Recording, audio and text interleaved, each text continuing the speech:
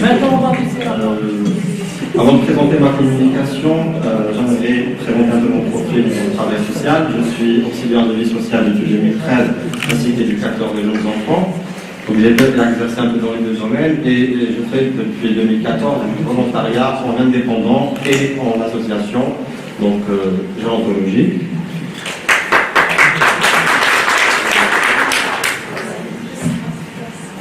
Alors le titre de ma communication, c'est le maximum d'impact en un minimum de temps. Alors pourquoi ça? Je vais dire directement parce qu'on a un vieillissement pathologique. Donc les gens vieillissent mal et plus les gens passent, plus ça va être un peu difficile dans le futur. Donc vraiment, je ne vais pas donner de recommandations pour rompre avec ce vieillissement, ce qui est déjà fait et c'est l'objet d'une discussion, je pense, entre professionnels. Aujourd'hui, je précise que la chute du prix du pétrole a deux aspects, positifs et négatifs, qui vont, alors, ce qui est du négatif, c'est une crise financière, et du positif, c'est que les ministres n'ont plus de temps pour leur famille. Ça travaille. Donc, c'est ce qui nous dit qu'il faut faire vite et travailler les vendredis, si possible. Alors, quelles actions? La liste est longue. Je vais essayer d'en parler dans le détail. N'essayez pas de regarder, il vaut mieux m'écouter que ça. Alors, je vais commencer par la nouvelle formation qualifiante et continue. J'insiste sur 3 formations, sans pour autant négliger le fait qu'on peut créer des nouveaux métiers. On a les modèles internationaux, mais on peut aussi faire d'autres choses, des nouvelles fonctions, des tâches précises.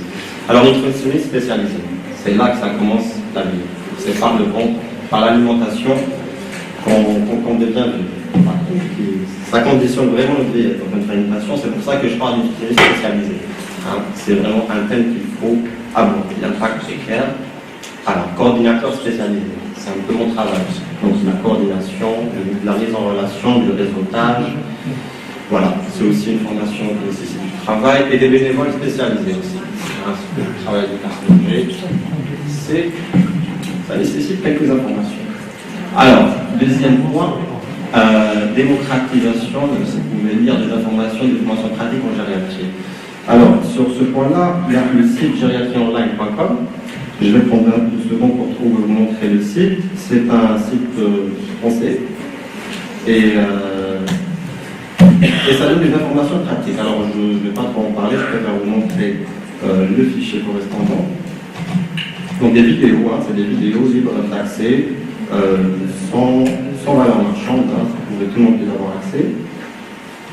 Alors.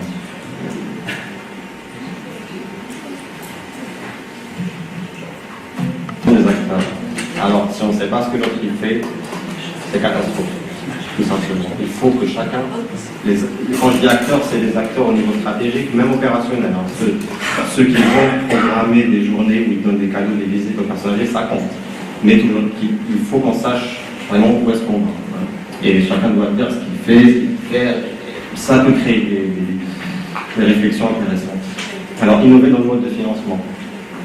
Ça, c'est aussi le nerf de guerre. Donc, on doit trouver d'autres moyens de financer nos projets. Donc, pour l'instant, on a encore des réserves, mais dans 5 ans. Je pense au privé. Je pense à des réseaux spécialement pour le financement. Je peux citer des exemples en France. Des associations qui certifient le don. Donc, qui vont vérifier que quand on donne un don à cette association-là, elle est correcte. Donc, je peux imaginer un organisme similaire ou un autre mécanisme légal pour ça permet. Alors, étude d'opportunité d'un incubateur. Je vais rassembler tout ce qui est étude d'opportunité. Alors, un incubateur, vous savez que c'est, on va dire, une pépinière, c'est là où on peut créer des entreprises ou des associations par le conseil, le mentorat, et on en a besoin. Je ne donne pas d'objectif quantitatif, je dirais qu'il nous faut 20 associations par an, 502 jours par an. Quel est le chiffre? On n'a pas, c'est le stade aujourd'hui qu'on a besoin d'étudier, savoir quoi faire. C'est ça que je ne parle pas plus. Alors, un réseau, deuxième autre point, un réseau professionnel pluridisciplinaire pour l'entraide. Donc, un acteur qui a besoin d'un autre acteur pour des raisons, pour des questions, pour une orientation, il doit pouvoir en un seul coup de fil, au bout de 5 minutes, avoir le contact de l'autre. Aussi simple que ça. Je dis, entre parenthèses, charte et organisée autour d'un centre de ressources. Il faut une charte à ce réseau-là. Parce que on dit, vous faites partie du réseau, voilà, vous apportez ceci, cela, mais il faut que ça soit formalisé, écrit, engageant. Et on a un centre de ressources, c'est le même principe, ça peut être des ressources humaines ou physiques.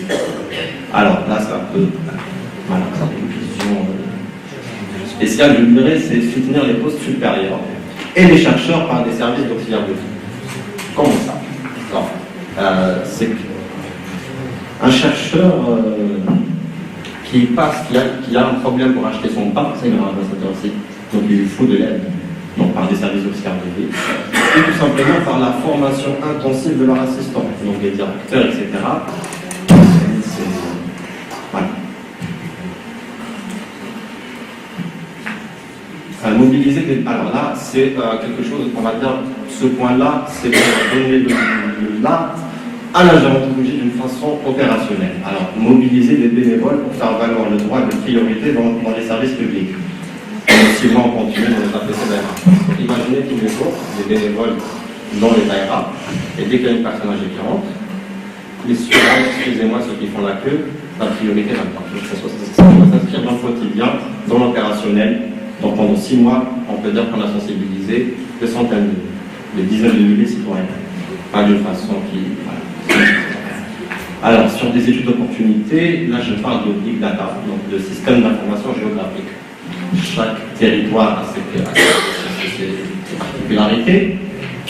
Et en croisant beaucoup de données, on peut développer des réflexions intéressantes. Donc là, je dirais que ce système d'information géographique, c'est la clé de tout simplement. Ensuite, on a une étude sur la e-santé, donc les objets connectés au centre de la santé. Et là, je vais partager l'initiative de l'ANVRD et du CDTA, qui sont des centres. Alors, l'ANVRD, c'est une unité de recherche. Le CDTA, c'est un centre de recherche en développement des technologies appliquées. Ils sont dans les capteurs de CG portatifs, au stade de commercialisation pour le CDTA et au stade de prototypage pour l'ANVRD, l'Inverse. Alors, la campagne de récolte de témoignages de vie, des messages aux futures générations, tout simplement. C'est comme on dit en Afrique, quand une personne âgée meurt, c'est une bibliothèque qui disparaît.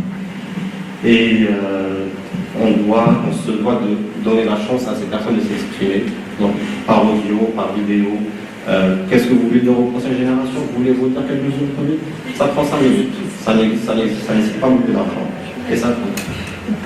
Ensuite, on a un soutien intensif au master de gérontologie de Bouéra, je repars sur les chercheurs, donc master de gérontologie de Bouéra, c'est on va dire les sociologues et les personnes âgées, c'est actuellement la première promotion sur cette année, donc c'est un peu les premiers gérontologues sociaux et on se doit d'intervenir, de les soutenir sur leur travail. Ensuite, une autre idée, c'est de centraliser les médias dans une agence de presse. Aujourd'hui, on est 20 acteurs. 200, j'ai écrit comme exemple, dans 50 ans, on sera 1000 acteurs, et c'est là, c'est plus facile de les rencontrer tous. Donc, je parle des médias, le service, c'est quoi? C'est d'avoir toute l'information gérontologique dans un seul endroit. Donc, quand je dis acteurs économiques et associatifs, vraiment c'est assez clair, et étudier le comportement des futurs aidants âgés de 20 à 40 ans. Comment ils sont en train de voir la pièce de leurs parents. Franchement, quand on voit son père prendre du Coca-Cola, arrêter une bouteille chaque 2 jours, voilà, il ne faut pas se poser des questions. Donc les futurs aidants, mettez-vous dans la peau d'un aidant. Voilà, tout simplement, c'est des scénarios que vous pourrez vivre. Et finalement, la mutualisation de la documentation. Donc on partage notre documentation. D'une façon, ça Internet aujourd'hui, c'est ça. Alors avant d'arriver à la conclusion, je souhaite donner des compléments d'information par rapport aux interventions qui m'ont précédé. Et ça sera autour de l'accueil de jour du ministère. Donc, ils ont converti les FPA en centre de jour. Les FPA, c'est les foyers pour personnes âgées. Donc je vous présente un peu la brochure. Je vais zoomer un peu. Donc, elle est là, la page de la brochure. Alors, ترتيب استقبال مهاري على مستوى الأشخاص المسنين. Donc, ce document, vous pouvez l'avoir en m'interpellant après. Donc, ça explique le dossier, les services auxquels il aura accès, etc. Ensuite, notre partie. partie la liste des associations qui travaillent dans la personnage, éditée par le ministère. Là, voilà. Et finalement, dernier complément, c'est les chiffres sur les maladies autour des personnes âgées faits par le docteur Jamal Zartou, réanimateur à Babylone dans un CHU et capacité en gérontologie, pardon, gériatrie à Toulouse, je crois. Et voilà, je vous donne les chiffres, vous pouvez voir un peu l'hypertension qui est au niveau, diabète, organes digestifs, et la suite. C'est un projet, ça ou c'est la soutenance de mémoire. Ah non, mais la transformation des en mec. Ah non, c'est opérationnel. Ainsi que, d'ailleurs, vous vous rappelez, les bureaux de médiation sociale en direction des personnes âgées ont été lancés avant-hier sur un domaine. Donc, des tentatives de médiation qui peuvent être demandées par la famille ou même les associations. Donc, elles peuvent. Il y a un décret exécutif que vous trouverez sur Internet, donc l'application c'est faite. Voilà, un peu par rapport au secteur de la solidarité. Donc là, je peux aussi vous parler de la formation d'auxiliaire de vie sociale qui se tient au CNRPS, Centre national de formation du personnel spécialisé de la solidarité, sujet de formation de 2 ans, accès bac et concours. En ce moment, oui, excusez-moi.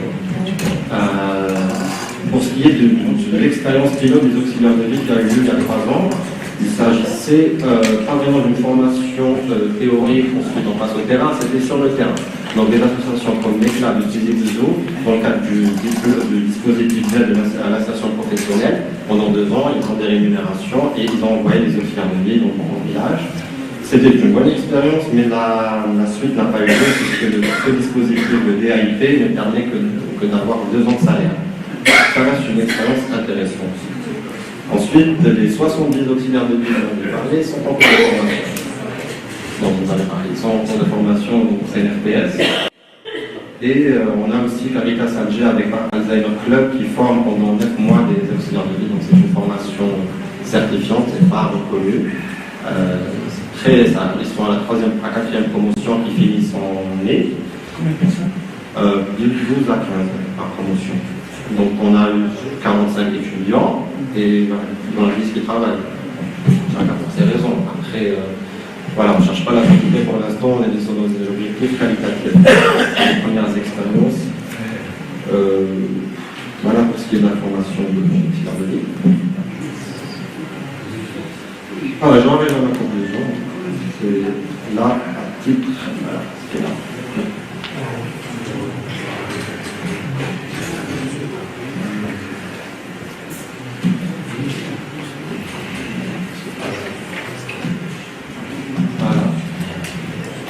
Alors, je dirais que les objectifs du noble sont en surabondance. Pourquoi on le fait, pour qui on le fait, c'est des questions facultatives, pas plus important. Pour moi, c'est travail en synergie qui compte. Et je recommande c'est la création d'une entreprise de services, interface et pivot, conforme au principe de l'ESS, donc l'économie sociale et solidaire. Le but, ce serait accélérer le développement de l'entreprise. L'ESS, rapidement, c'est l'utilité sociale, le profit également, et aussi, voilà, je dirais que c'est une nouvelle façon de d'allier l'économie et le social. Merci.